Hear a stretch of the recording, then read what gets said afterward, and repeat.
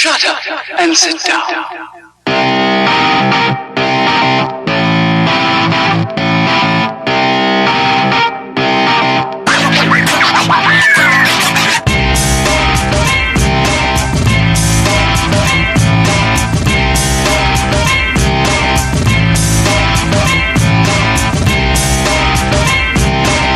What's the story, Internet? Shut up and sit down. What is the story, Internet? Hope everyone is having a wonderful day so far. So, bit of housekeeping first off. New camera, new microphone, so we'll see how this goes. So, but we've got a lot of football to talk about. So, a very shocking weekend around the footballing world. So let's start in France. Lille versus PSG, first against second. And Lille, thanks to Jonathan David in the 20th minute, were able to win 1-0. So they do go top of the Ligue 1. And it means that Monaco were able to close the gap to 1 point between them and PSG. So very close at the top. Lille in first on 66, PSG on 63, Monaco on 62 and Lyon on 61.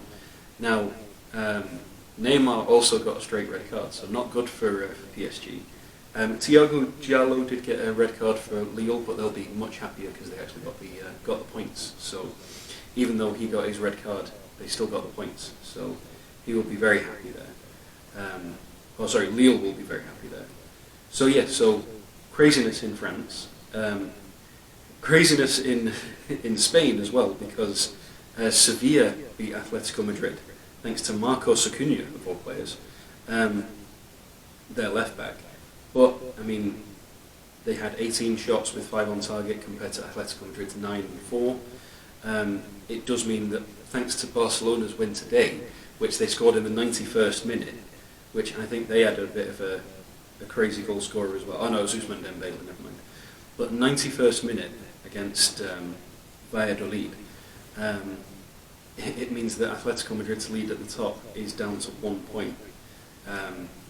And they don't have any of those games in hand that they had for the longest time. So Real Madrid are 3 points behind. They also won 2-0. So heating up at the top of La Liga as well. So fair play to Sevilla there. Moving over to the Serie A, everyone drew. AC Milan drew with Sampdoria. Roma drew with Sassuolo. And Juventus drew with Torino. The only team that didn't win out of the top was Inter Milan, who beat Bologna thanks to a Romelu Lukaku goal. So that means that Inter keep their lead of 8 points and they have a game in hand, so they will probably continue that. Juventus are down to 4th with 56 points, level with Napoli, who are in 5th. Both have a game in hand, and yeah, just not looking good for Juventus. I mean, Cristiano Ronaldo has been scoring all the goals that he can, and they just haven't been able to capitalise. So shocking from Juventus really. And then moving over to the Bundesliga, Thomas Muller was right. They might not have Lewandowski, but they have Leon Goretzka, and true to that man's word, he scored in the 38th minute so that they could beat Leipzig in the battle of first against second. So Bayern extend their lead to 7 points, and it looks like they're pretty much nailed in to win the league now. So Dortmund losing again to Eintracht Frankfurt, which isn't a huge result because Frankfurt have been doing very well. It was battle of 4th against 5th, but still Dortmund, just the calibre of players that they have, and they just weren't able to do anything. Haaland not scoring, so that's even bigger news. That's 4 matches without a goal now, including the international break. Mats Hummels of all players scoring. But yeah, craziness in Germany.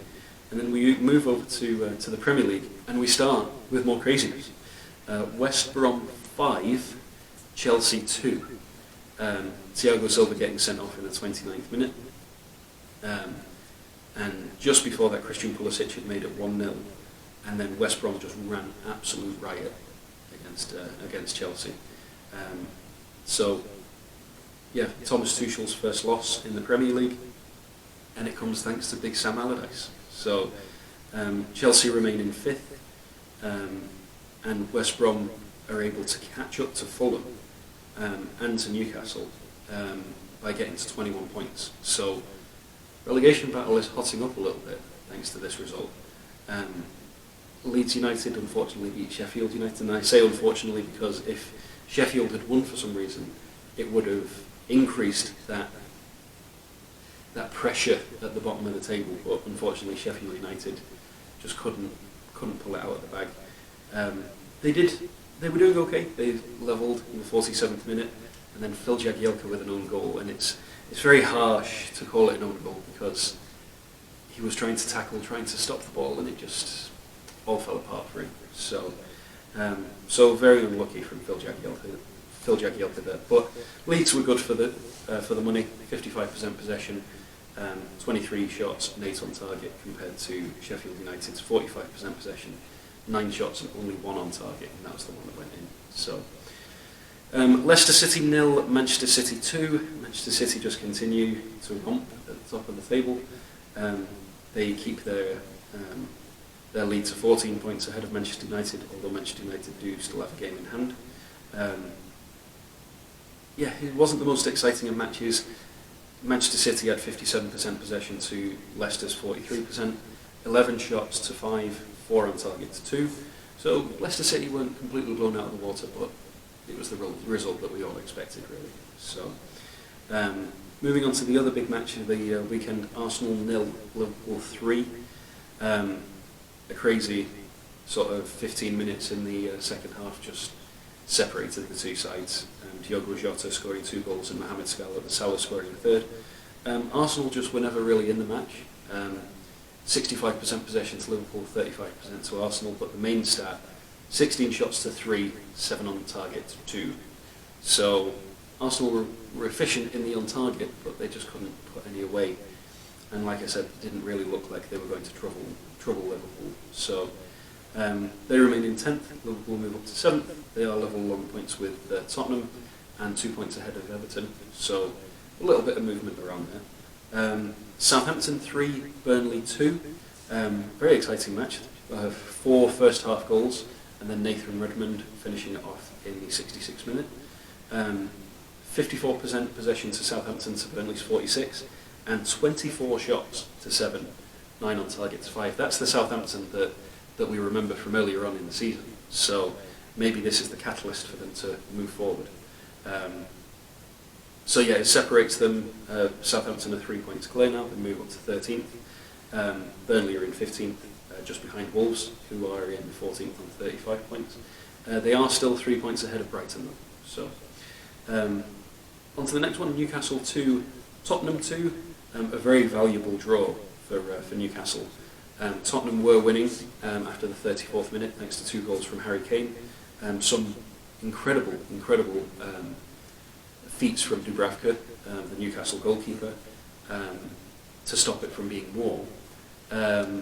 Joelinton did score in the 28th minute to put Newcastle ahead, and then Joe Willock scoring in the 85th minute to help Newcastle equalise.